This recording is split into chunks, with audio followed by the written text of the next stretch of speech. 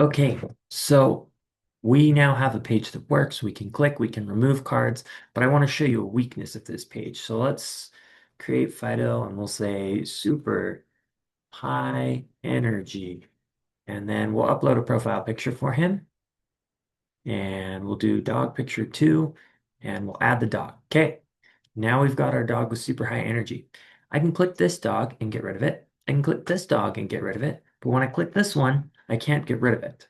Why? Because it doesn't have an event handler. So if I inspect this code, it's got a div class card, but here where it would have an on click, it's not there.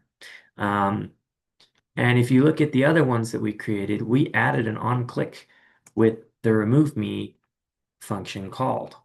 So if we want to do that, we can do that the same way we did all of the other things where we set the value, we set the text context.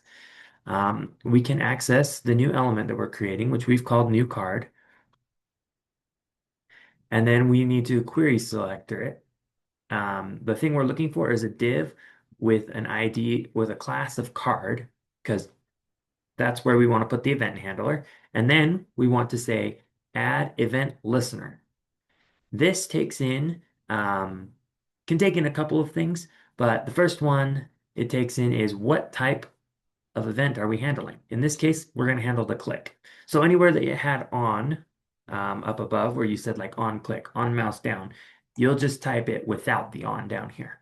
So I say when you click it, and then you put a comma and it says, what function do you want me to call? And the function we want to call is remove me.